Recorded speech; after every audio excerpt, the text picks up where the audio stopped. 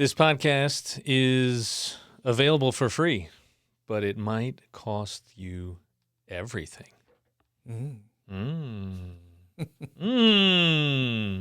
Warning. Right? Could cost you everything. Disclaimer.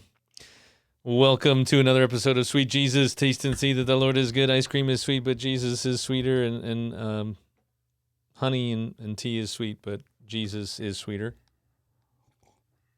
Yeah, I actually have some kind of water, but it has like an electrolyte concoction in it. Little sprinkle of something in there. Yeah, pineapple something or other, I don't know.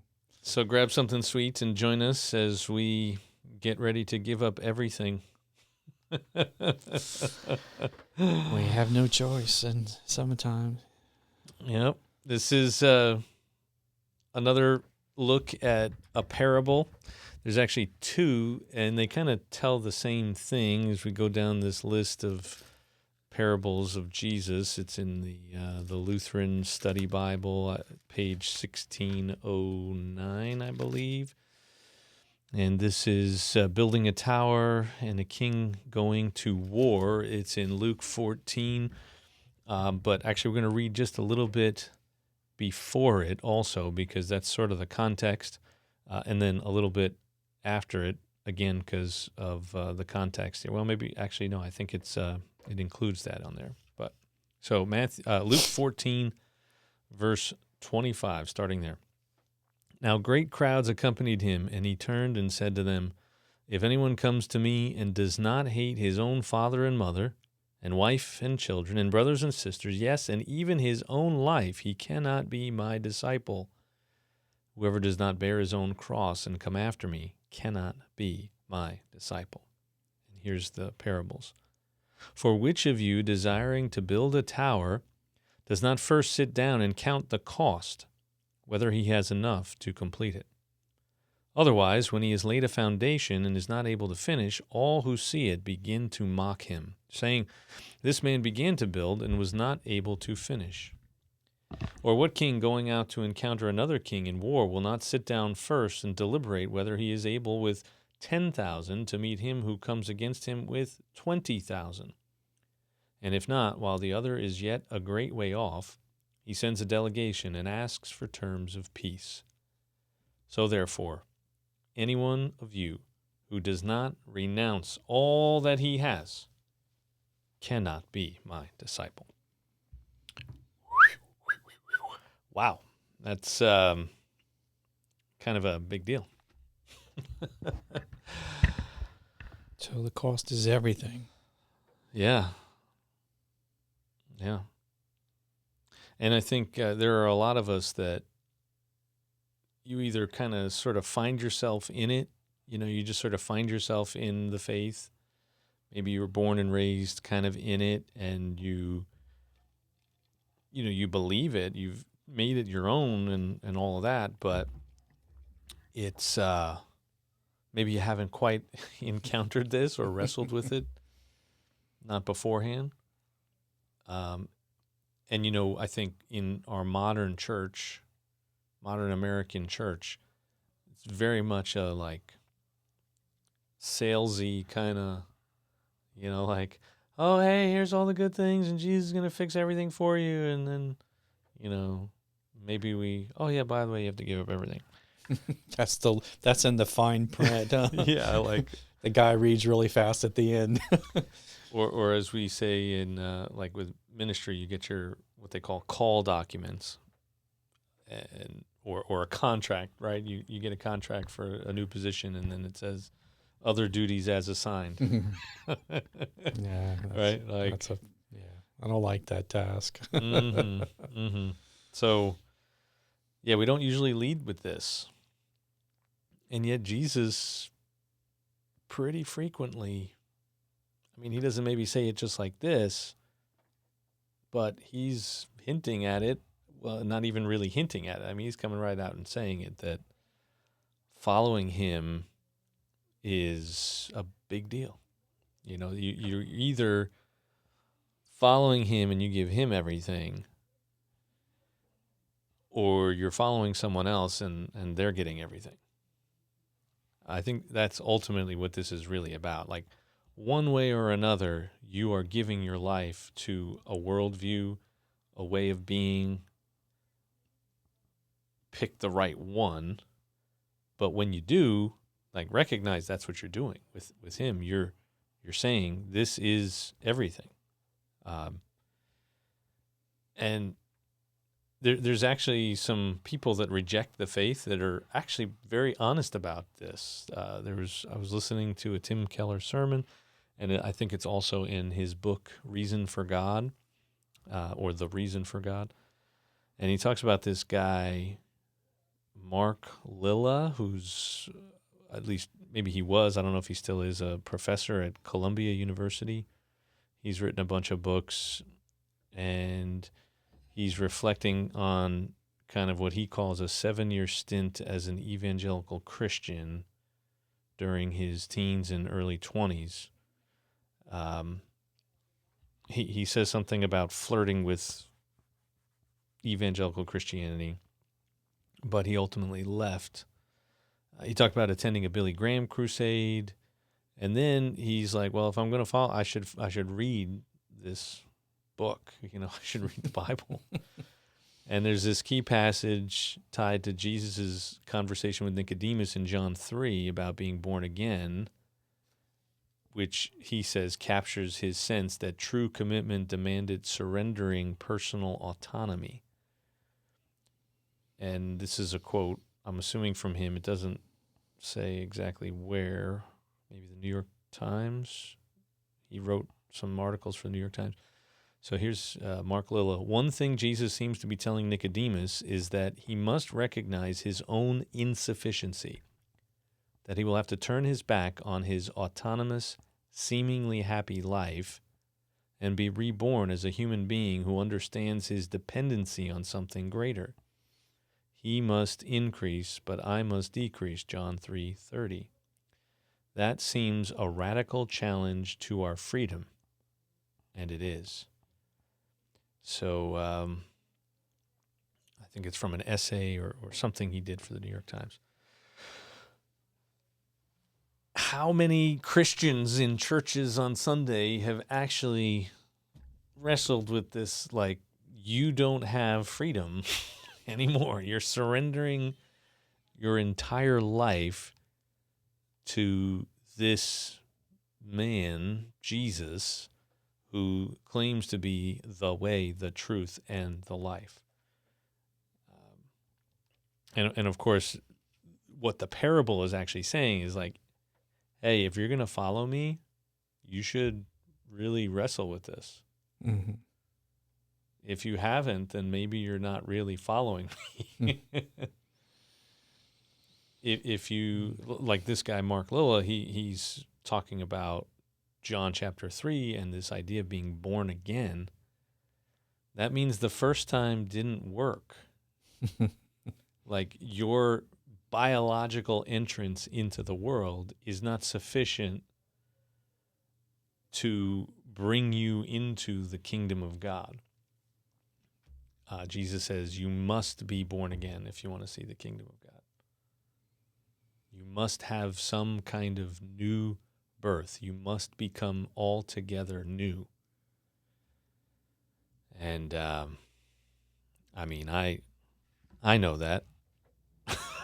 We were just talking about all this, this story where we're not going to go into the details, but I walk into these things where I'm telling probably more than I need to say and revealing really just how awful a human being I am, how evil I am, right? So when I beat up on everybody else, ding, ding, ding, ding, ding, ding, yeah, okay, we got it in. We got it in nice and early. It's only a few minutes in. I say it because I know it to be true of me. I wouldn't say it about everybody else if I didn't believe it to be true about me. And the story we were talking about before was like, hey, everybody, I'm a sinner. That's basically what I did. And, I need to be completely new. Even though, looking back, it would look like I mean, just imagine how bad I was.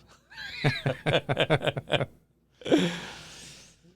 mean, Yeah. there has been progress, and yet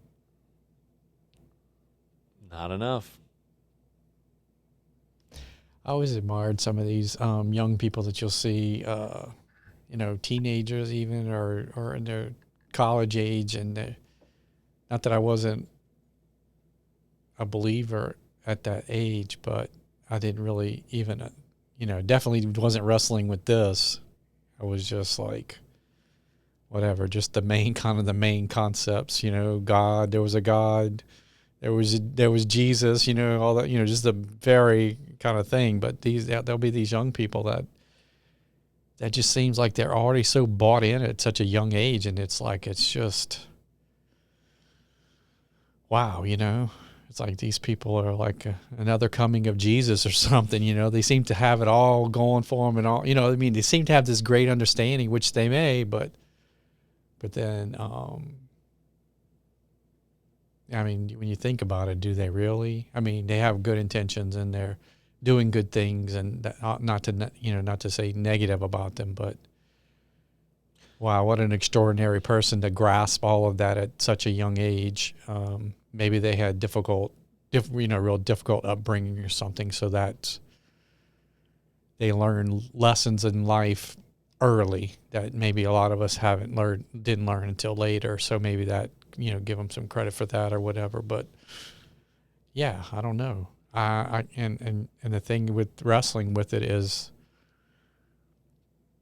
you have to give it all up. But usually the person when you first read that, or at least when I first read it, first thought is, okay, so I'm not going to follow this. I'm going to follow Jesus. But this, most cases, is me. The wrestling with is, I got to give up the me part of it, the me controlling it, right? I got to get, Jesus, the Jesus take the wheel thing, I mean, because I still want to drive it, right? When everything's are going good, it's like, I can drive it now. The road's straight and it's smooth, no problem. It's when you get on, the rocky roads or the cliffs and the bumps and the whatever that It's probably, there's a spectrum, right? So definitely there are really, really impressive young people. Mm-hmm. And man, I wish I had my life figured out earlier. And, you can have those kind of look at them and wonder. Yeah. But I think there is also plenty of naivete there as well. In not in each, there's a spectrum for a variety of different people. And then there's just, like, life will happen, and there's plenty of challenges ahead for them. Yeah, definitely. And maybe they've already experienced a lot of them, and that's why. And God just has something in mind for them, like he wants to use them for something specific, and he gets a hold of them and gets their attention. And but I think no matter who we are or where we are, how we come along with this, it is, Jesus asks a lot more of us than we often want to admit. And the odd thing is that there are so many people and so many things and organizations and movements and whatnot that demand an incredible commitment from us. I mean, like, my kids are swimmers. You had soccer players. Anything, softball, football, school, college, university, right? Your career. Robotics team, huh? Robotics team. Dance. There you go. Dance. Yeah. These are other things. Yeah. They demand an incredible commitment. And it's true. Like, if you're going to be on the team, they're going to depend on you. And if you're not there, then you're hurting the people who have made the commitment, right? Musicians, right? I mean, that's a commitment. It's an incredible commitment. And if we're willing to commit to all these other things, why wouldn't we commit to someone like Jesus? You know, your piano is never going to die for you. Watching this, I just finished end of last week, watching this Billy Joel documentary biography, and I mean the piano was everything. And there's actually like a line near the very end, like the piano, like that's him, like his entire life. There's always been this piano, and he's poured his entire life into the piano. And what has the piano done for him? Well, I mean, it made him famous and lots of money and everything. But as you watch this story, I mean, it's not enough. It's not giving him what he really needs, what he's really looking for. I mean, he's still a train wreck. He's got a messed up childhood, terrible relationship with his father, and then making all kinds of dumb decisions throughout his career, and yet making incredible music that actually captures the essence of life, the agony of life, the dissonance of life with some of the songs. He talked about how he wrote some of the music and the chords and everything. But your piano is not going to die for you. It's not going to forgive you. If you play it well, they will applaud. If you don't, they won't, right? If you play well on the soccer field, they will applaud you and cheer you and want you to be on the team. And then as soon as you screw up, you're coming out, right? And if you don't get it together, you stay out. Same thing with swimming. Same thing with anything else, your career, even the best relationships as far as marriages and parents and kids and parents, which is why he starts out with, you got to hate your wife and children and brothers and sisters and father and mother if you want to be my disciple. Even that, even family, right? Number one, family is not going to love you back the way, right? Even your own parents, your own children, there is a limit to what they will tolerate. True. I mean, most people generally stay within that, but there is a point of no return. But Jesus, I like to skim the edges on that. test the boundaries. Yeah, test the boundaries. So basically, you're still a toddler? Is that it? A big toddler. It's like a potty trained toddler. Oh, well, thank God. So what is that smell then in here? There's no smell in here. I'm just teasing.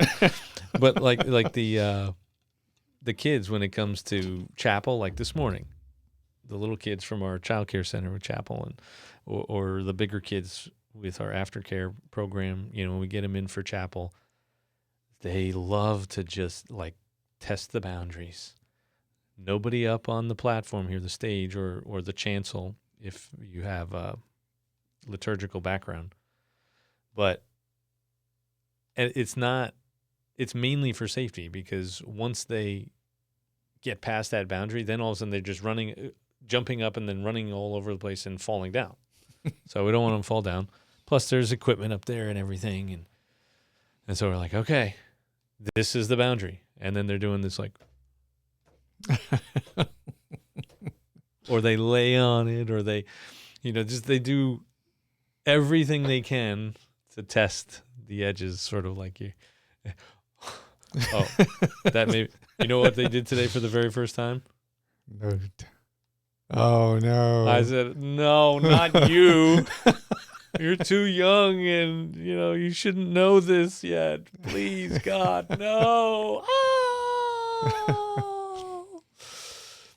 But Jesus, he can demand as much or more than all these other things, because in a few chapters, he's going to give everything. He demands all of this, but he's like, I'm about to buy you back from death and the devil. right? Like your sin has evil, ding, ding, ding, ding, ding, ding. You are so evil that it will take nothing less than everything I have. But here, it's yours. And so it is perfectly legitimate for him to say, this is what it costs to follow me. And by the way, I'm going to show you. I find it interesting that he says that. Where is it?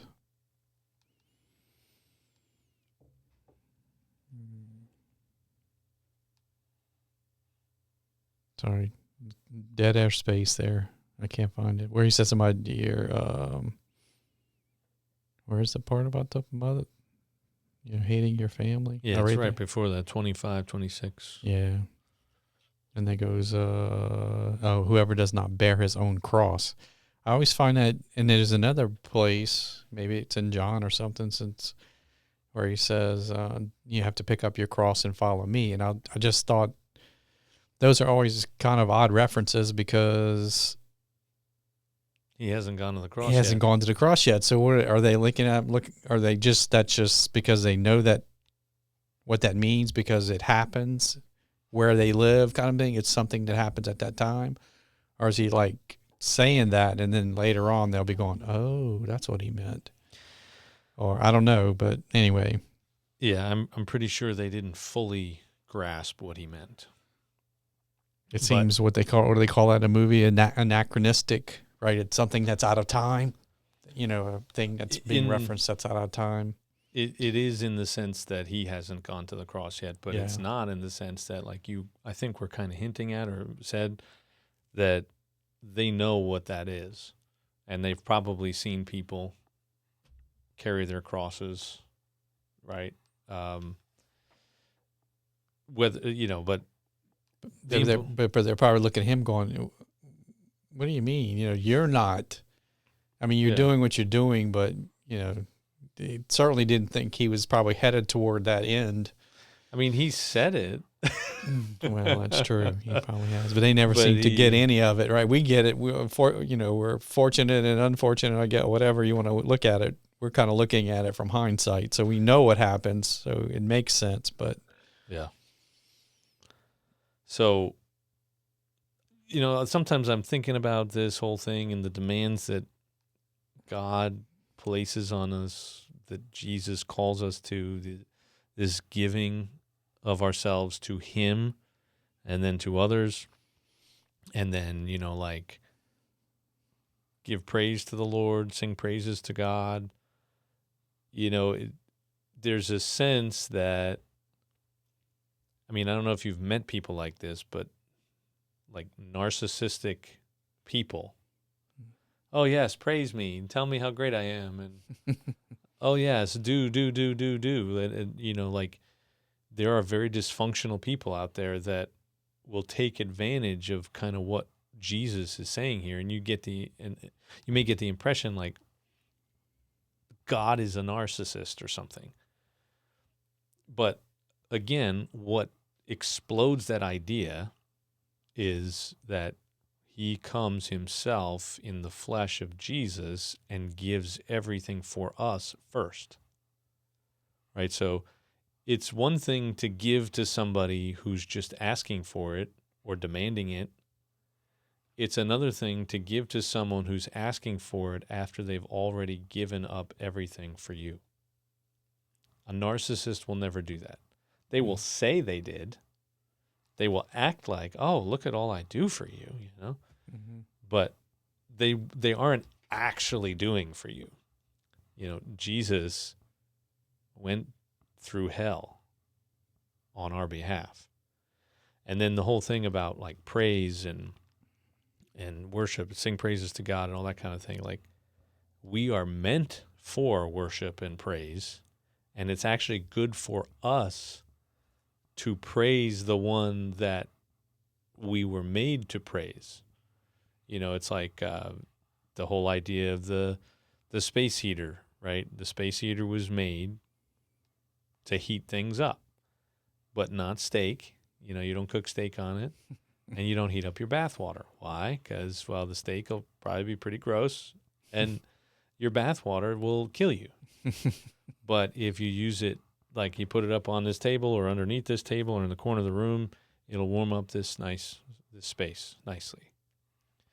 Well, we are made for worship. And you see this. I mean, people see a great movie. They just have to tell people about it. Mm-hmm. They have to praise the movie. They have to praise the music. They have to praise a great speech or an impressive meal, right? I mean, food is a big deal down here, right? You go to a great restaurant, you have a great meal. Oh, my goodness, the food was so good. Or you go to somebody's house and they made a great shrimp boil or crawfish boil, and oh, that's the best I've ever had, or a shrimp po' boy or something. And man, that's really good. Mm-hmm. You got to tell people about it. Well, that's worship. That's praise. That's demonstrating the worth, the value of something. So if we aren't doing that about God, well, then we haven't spent a whole lot of time coming to grips with what he's actually done for us and how great he really is.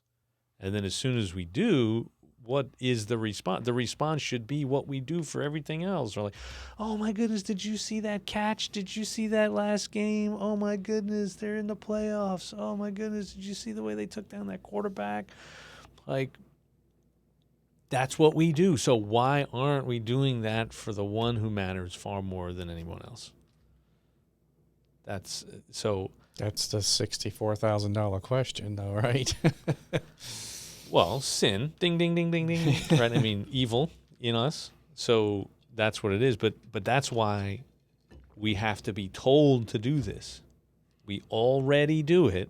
We just aren't directing it appropriately. We are already giving our life to something, to someone. We're giving our life to a person, a career, a business, an organization. I mean, even a church is not exactly the same thing as giving your life to Jesus like this, to surrendering your freedom, letting Jesus take the wheel, all of those ideas. It's not quite the same thing. I think if you give yourself fully to Jesus, like he's saying here, then it will ultimately manifest in some kind of interaction with a church, but it's not the church that is the one that, which I think is part of why people resist this, is they equate the two, and they've had bad experiences with churches, but this is Jesus. We're talking about Jesus. That's who he's saying you have to give yourself fully to him, right? That's who it is, not a pastor, not an organization, a 501c3 nonprofit organization. No, to Jesus. And Jesus will call you into those and use you in those areas, but he'll also use you outside of those areas.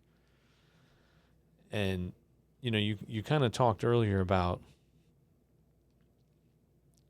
when you're talking about young people, like, oh, here's the path for Jesus, and like, here's the path. You can give yourself to this, sort of like this life or this world or whatever, and then you can give yourself to Jesus.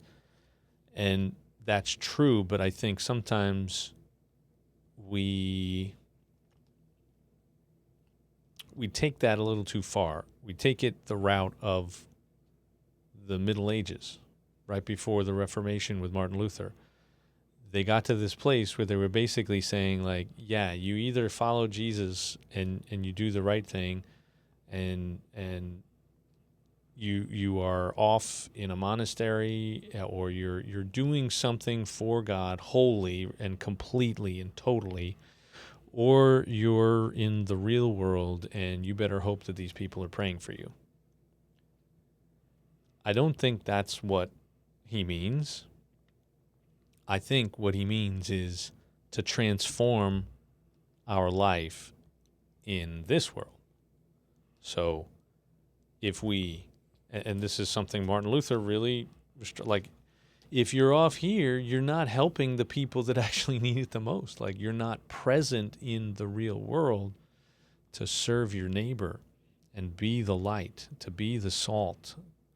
So it's in this world, but not of this world, to use a biblical phrase. What does that look like? I think we're all wrestling with that on a daily basis.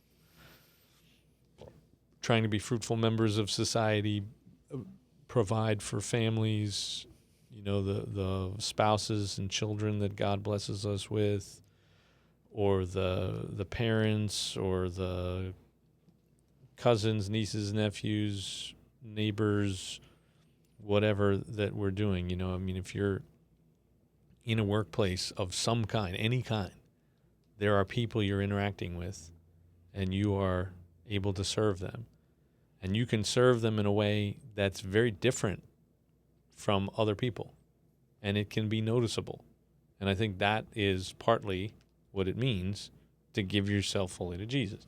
Now, there may be things that you probably shouldn't do if you follow Jesus. Like, yeah, you can be really nice and look very Christian-y, but like you probably shouldn't be in that business at all. Oh, right. Okay. So there is that, but at the same time, You can't be a drug dealer for Jesus. probably No. not. I mean, there's pharmacists. Yeah, you can be That kind of a drug right. dealer. No. Yeah, no. But not the kind you really met. Yeah. Yeah. So I don't know. But yeah, that right to the worship thing. And I know I'm guilty about that because, I mean, from here, right? So if you're from this area or live in this area, and if you've ever been to, well, maybe not recently because they're horrible, but if you've ever been to a full stadium sellout Saints game, or the stadium is full at Tiger Stadium, and you're watching them, and they're running back a handoff, and he breaks these tackles and makes these runs, and he scores a touchdown. It's a spirit that lifts you to your feet, and you're screaming, and everybody's doing it in unison. It's amazing. It's a really amazing. LSU, a long pass, catches it, touchdown, the pass, it's like, it's mind blowing. And then you think, wow, I had the thought one time I was at LSU, in fact, and I think it might have been at the beginning of the game, the band comes onto the field, and they do this thing every game at home, and they line up they come out on the field, and they line up, and the first line goes out like 5 yards, and then as they're continuing to march 5 yards, then the next line comes, and they're playing like the school fight song, right? And they play it over here, and then they point their instruments to here and to here, and it's this tune, and it's like, man, it just, I don't know, makes your blood just want to go like, oh yeah, wow, we're ready for fight, we're ready for battle. It's just, it makes the hair stand up on your arm. It's amazing. It's like, I sat down after that one time going, never feel like this in church. Never. Not, I mean, not that I don't feel good, but I don't, and not that even,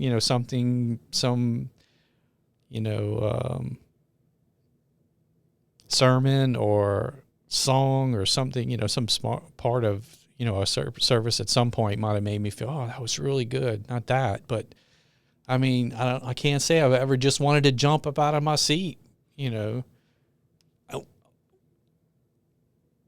unison with, I mean, not just me, but like the whole, everybody just doesn't come up at the same time. It's like, we're really missing something when we don't.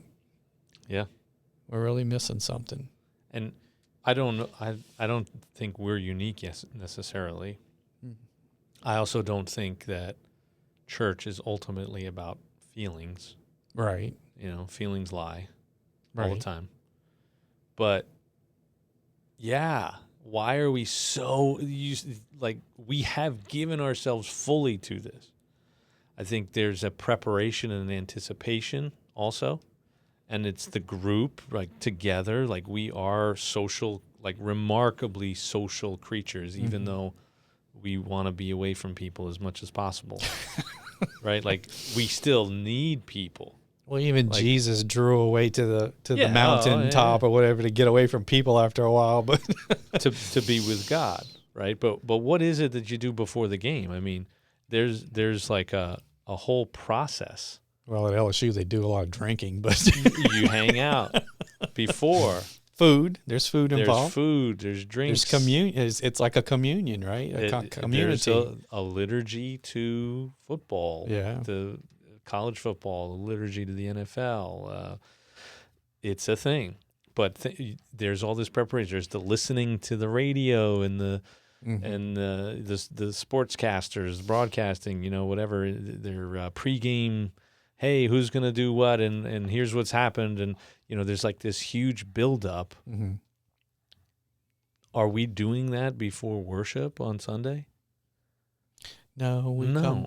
come haphazardly in. Yeah, we're like We stumble over to where our donut holes and coffee if you drink it.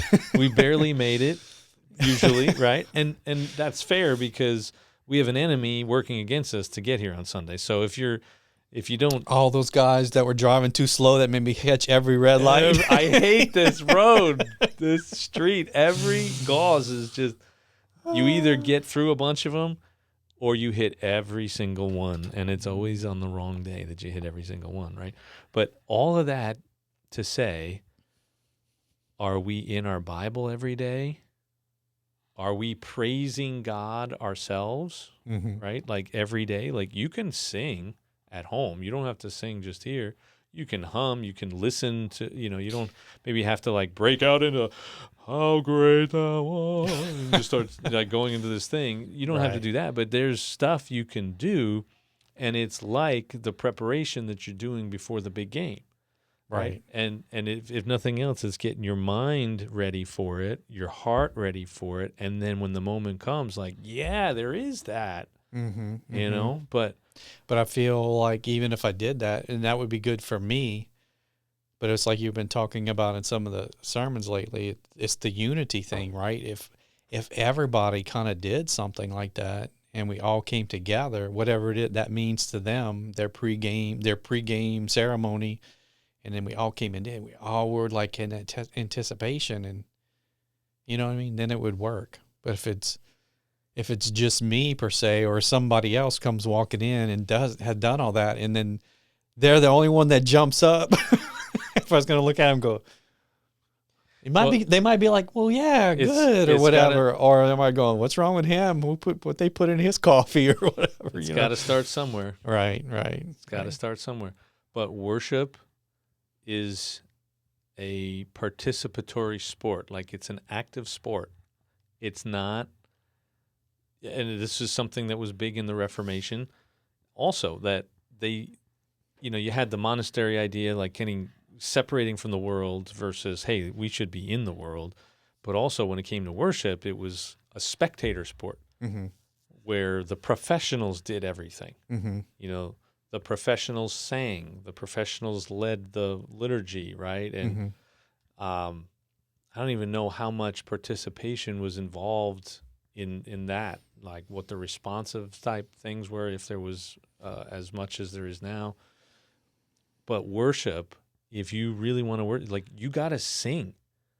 You got to make a joyful noise to the Lord when you come here on Sunday. And I've told our worship director, Robin, hey, it's okay if we do songs more than once because hopefully people will get to know the songs better. Right. If you're sick and tired of a song, start singing it. Because then we go, okay, they got it. Now we can loop it back in later, right? But that's it. You got to sing, and you got to sing like you would sing, like this. Trump has used this Lee Greenwood song, but even long before Trump was Or using YMCA. that. I'm not going there. But no, the Lee Greenwood song, like you talk about like the goosebumps, the hair on your arm kind of stuff, like that always did that for me, which is why Trump used it. Right. I mean, it was a manipulative type of persuasion type thing. It brought unity. And because it just feeling about America, right? Like, I'm an American. Oh, man, I'm proud to be an American, or at least I know I'm free. Don't forget,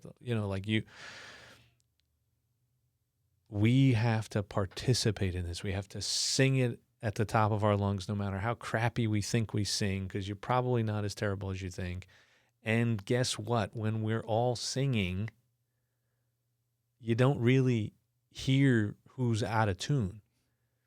In fact, the variation makes it something that's much more powerful than it would have been whether you were perfect or not. Like, you could be perfectly pitched, but if you're by yourself, it's not the same thing as sitting in a room with 100 people who are all kind of like on some sort of range, but all singing it and getting this like, whoa, like everybody's participating in this. This is a massive amount of voices crying out to God, so that's a symbol, I think, ultimately of our hearts too. Ultimately our life needs to be indicative of this too. I think it flows out of worship, but you can be having a great, powerful, quote, worship and all kinds of emotions flying and completely miss the fact that, like, you could still get mad at the Starbucks person who screwed up your order and not be, not be very Christian at all. Or somebody's dog tries to kill your dog and you can turn into a real nasty human being. I don't know. Yeah, it's interesting. Yeah, Drew Brees always had this thing when he was still playing where and this was just for the team, but they would, at some point, they got the camera down on him and he would do the same little cheer or whatever. And he'd get the players going before the game, to get ready to go. And he'd do like 1, 2, something, and then 3, 4 or something. It was just real kind of simple. I don't remember how it goes, but he would say it so fast. But man, then the players it wasn't even the whole team necessarily, but there would be a huddle of the players around him and they would be like repeating him. And it's like, man, it just pump you up, Yeah. Pump them up before the game. That's why he had them going, man. They used to be killer on their first drive. Almost score every time because he was, not just because of that. I'm sure that was just the sauce on the top of the meat, the players out there. But anyway. So one last thing about this, counting the cost. As I mentioned in that quote from that guy, the Columbia professor, Mark Lilla, there is a loss of freedom in this. But freedom is not what we think freedom is today in 21st century America. So today in 21st century America, freedom means, when you use that word, it means there are no hindrances, there are no obstacles to me doing and saying and thinking and feeling and expressing myself in any way I want at any time. But that's not real freedom. Because you can't say, I want to go play at Carnegie Hall. Right? So you get to play at Carnegie Hall because you restrict your freedom repeatedly over an extended period of time to practice. And you get good enough at the piano, the violin, whatever, that they invite you to exercise the freedom of now playing not just in your home or any other place that you've played. Now you have the freedom to play in, one of the premier venues on planet Earth. And the same thing with sports. Some of these players, right? I mean, they have restricted their freedom, all of them, to get to the NFL, to play at LSU, and then maybe go on to the NFL. They have restricted their freedom in such a way that they were able to earn the right to have the freedom to play on the field with some of the best players in the world. That's, freedom is not just like I can do whatever I want.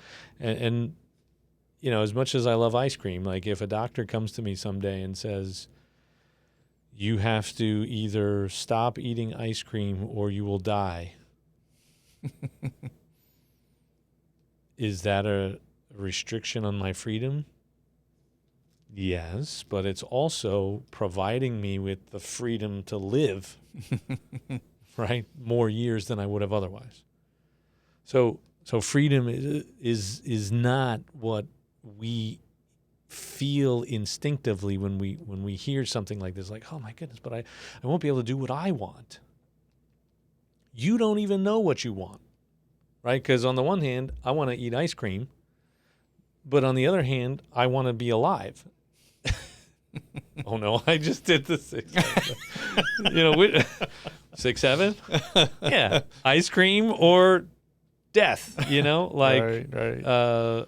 or life or whatever. Ice cream and death, or life and no ice cream. So there's it's a lot more complicated. How do you navigate your competing desires?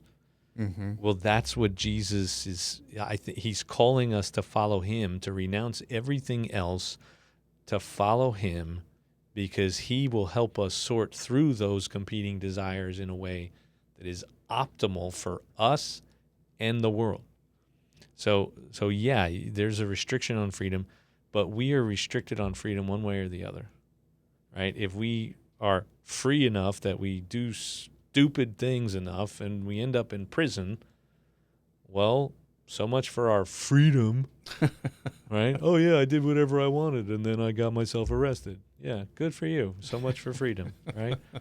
So there are these, very, I don't know what the right phrase is, but these warm, fuzzy ways of thinking and speaking about freedom in our modern culture, and they're all baloney. They're not It's very a full understanding of. Yeah, it's very short-sighted.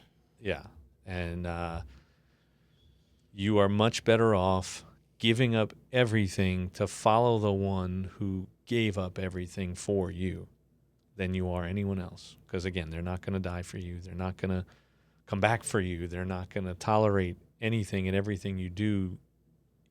Not that Jesus wants us to do anything and everything, but tolerate in the sense that if you come to him in repentance, he will forgive you. It's not like there's a forever sort of thing until, of course, the very end, which we've read plenty of parables about that already. So, but yeah, of course, you had a lot to say today, and we got to go. Oops.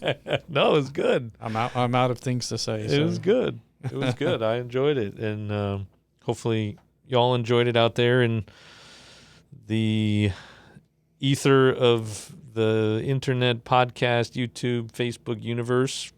And we'll catch up with you next time. But for now, count the cost.